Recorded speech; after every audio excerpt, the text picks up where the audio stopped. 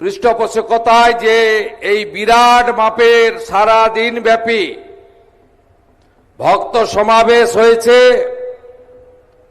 তাতে উনি উপবিষ্ট হয়েছেন আশীর্বাদ দেওয়ার জন্য। আমি মহারাজকে বলছিলাম, মহন্ত মহারাজকে, অনেক লোক রয়েছে যারা ভগবানকেও ঢিল ছোড়ে, আপনি উপেক্ষা করুন। কোটি কোটি তীর্থযাত্রী, জলযাত্রী, বাবা তারকনাথের যারা ভক্ত, তারা আপনার প্রতি আস্থাশীল। আপনার আশীর্বাদ আমাদের উপরে বর্ষিত হোক, এই প্রার্থনা রাখি। আমাদের এই সমগ্র ব্যবস্থাপনায় নির্গুণানন্দজি মহারাজ এবং আমার ভাতৃপ্রতিম এখানকার বিধায়ক সন্টু পান, তারা সকলকে নিয়ে কোনো কাজ কেউ একা করতে পারে না। সম্মিলিতভাবে মহন্ত মহারাজের পরামর্শ অনুমতি নিয়ে প্রশাসন, জনগণ, হুগলি জেলার আরো নির্বাচিত বিধায়ক, সর্বোপরি এলাকার অসংখ্য রাষ্ট্রবাদী দেশপ্রেমিক ভদ্রমণ্ডলীকে নিয়ে 13, 14, 15, 3 দিন ব্যাপী ধর্মীয় কার্যক্রম, ধর্মকথা, আলোচনা এবং পরিশেষে শ্রাবণী মেলা, ঐতিহ্যবাহী পবিত্র, তাকে নবরূপ দেওয়ার জন্য এই আয়োজন করা হয়েছে। আমি প্রণাম জানাই পদ্মশ্রী প্রদীপ্তানন্দ মহারাজকে, যাকে আমরা কার্তিক মহারাজ রূপে চিনি এবং প্রণাম করি। বিশিষ্ট রাষ্ট্রবাদী প্রচারক অদ্বৈতচরণ দত্ত মহোদয়, বিশ্ব হিন্দু পরিষদের এতদ অঞ্চলে, এই রাজ্যে তথা বিভিন্ন রাজ্যে যিনি সংগঠিত করেন, প্রচার করেন, আমাদের সোহন সিং সোলাঙ্কিজি, মঞ্চে উপবিষ্ট জগদ্ধাত্রী প্রভু থেকে শুরু করে অসংখ্য মহারাজ বৃন্দ, আমার সাথী বিধায়ক বৃন্দ, প্রেস মিডিয়ার বন্ধু, তারকেশ্বর ডেভেলপমেন্ট অথরিটি এবং জেলা প্রশাসন, পুলিশ প্রশাসন, যারা মাসাধিক কাল ব্যাপী এই জলযাত্রী, পুণ্যার্থী এবং তীর্থযাত্রীদের, ভক্তদের সেবা দেবেন, স্বাস্থ্য দপ্তর সহ, পুরসভা, পঞ্চায়েত সহ, ফায়ার ব্রিগেড সহ, তথ্য সংস্কৃতি দপ্তর সহ সবাইকে আমি আন্তরিক অভিনন্দন এবং ধন্যবাদ জ্ঞাপন করি। আপনারা দুটোর আগে থেকে এসেছেন, কানায় কানায় পূর্ণ। আপনাদের বিভিন্ন গ্রামে ফিরতে হবে। আমি তাই দীর্ঘ বক্তব্য রাখব না। আমি শুধু একটা কথাই বলবো যে পশ্চিমবঙ্গে যে সরকার তৈরি হয়েছে, এই সরকার রাষ্ট্রবাদ, দেশপ্রেম, ভারতবর্ষের আদি অনন্তকাল ধরে যে সংস্কৃতি এবং যে ঐতিহ্য, তাকে সম্মান মর্যাদা দিয়ে পশ্চিমবঙ্গকে এগিয়ে নিয়ে যাবে। আমাদের যশস্বী প্রধানমন্ত্রী নরেন্দ্র মোদীজি सब समय बोलें विकास भी होगा, विरासत भी होगा। अर्थात हमारे उन्नयन, ऐतिह्य, सांस्कृतिक, आध्यात्मिकतावाद এটা ধরে রাখা আমাদের প্রত্যেকটি নির্বাচিত সরকারের কর্তব্য। আমরা মনে করি তারকেশ্বর ধাম অবহেলিত ছিল। আমরা মনে করি, আমি নিজে প্রত্যক্ষ সাক্ষী, এখানে সুশান্ত বেরা, গৌতম চ্যাটার্জিরা আছেন, আমার বিমান ঘোষেরা আছেন, দীপাঞ্জন গুহরা আছেন।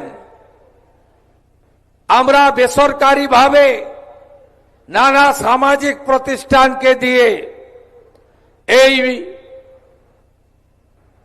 যাত্রা চলাকালীন সেবা দান করার ক্ষেত্রে যোগদান করেছিলাম। আমরা দেখেছি বিগত সরকার এক চোখ বন্ধ করে রাখতেন। সরকার বা আজকে রাজা প্রথা, জমিদার প্রথা উঠে গেছে। আজকে লোক ধর্ম পালন করতে হয়। লোক ধর্ম পালন করতে গেলে কোন সরকারের একটা চোখ বন্ধ রাখা উচিত নয়, দুটো চোখ খুলে রাখা উচিত। পবিত্র পুণ্য জল সংগ্রহ করে 30 কিলোমিটার পুণ্যার্থীরা পায়ে হেঁটে বৃষ্টির মধ্যে, রৌদ্রের মধ্যে, কখনো রাজ্য সড়ক, কখনো জাতীয় সড়ক, কখনো রেলওয়ে, ওভারব্রিজ, অত্যন্ত বিপদসংকুল পথ পেরিয়ে তারা এখানে তাদের আস্থার যে মহোৎসব, সেই উৎসবে অংশগ্রহণ করতেন। সরকারের পক্ষ থেকে ব্যবস্থা খুব মিনিমাম ছিল। গোটা কতক সিভিক ভলেন্টিয়ারকে দাঁড় করিয়ে ট্রাফিক নিয়ন্ত্রণের কাজ করে সরকার দায়িত্ব মুক্ত হতেন। আমরা পশ্চিমবঙ্গের বর্তমান সরকার এবারে প্রভু জগন্নাথ দেবের রথযাত্রাকেও যেমন ঐতিহ্যের পরম্পরায় একটি সুন্দর, একটি অত্যন্ত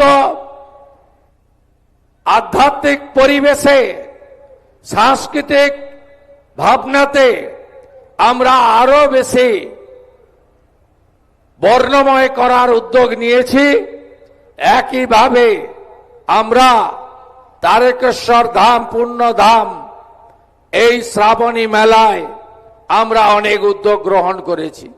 শেওড়াফুলি থেকে তারকেশ্বর ধাম প্রবেশ পর্যন্ত 5 কিলোমিটার অন্তর অন্তর সরকারি সেবা কেন্দ্র থাকবে।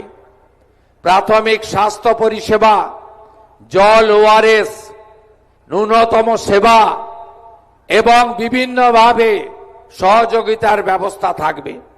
প্রশাসন, পুলিশ আধিকারিকরা তারা পুণ্যার্থীদের জন্য ট্রাফিক এবং যানজট নিয়ন্ত্রণ করে সুরক্ষিত যাতায়াতের ব্যবস্থা করবে এবং যতটা সম্ভব পথ আমরা আলোকমালায় সুসজ্জিত করার কাজও করেছি। আমি মুখ্যমন্ত্রী হওয়ার পরে যে যে আস্থার জায়গায় মাথা ঠেকিয়েছিলাম, একটি ছিল এই পশ্চিমবঙ্গ সৃষ্টি, বাঙালি হিন্দুর হোমল্যান্ড প্রাপ্তির ক্ষেত্রে ডক্টর শ্যামাপ্রসাদ মুখার্জিকে, যিনি সবচেয়ে বেশি উদ্বুদ্ধ করেছিলেন ভারত সেবাশ্রম সংঘের প্রতিষ্ঠাতা স্বামী প্রণবানন্দের বালিগঞ্জ আশ্রমে গিয়ে। তারপরে বিশ্ববন্দিত যুব সন্ন্যাসী, যিনি 1893 সালে শিকাগো ধর্ম সম্মেলনে সনাতনের জয়গাথা গেয়েছিলেন, স্বামী বিবেকানন্দ প্রতিষ্ঠিত রামকৃষ্ণ মঠ ও মিশন, তার বেলুড় আন্তর্জাতিক প্রধান কেন্দ্রে। তারপরে শ্রীলা প্রভুপদ, প্রভু শ্রী চৈতন্য দেবের আদর্শকে সামনে রেখে যিনি গোটা পৃথিবীতে হরে কৃষ্ণ মন্ত্র ছড়িয়ে দিয়েছেন, যার প্রচেষ্টায় শতাধিক দেশে রথযাত্রা পালিত হয়।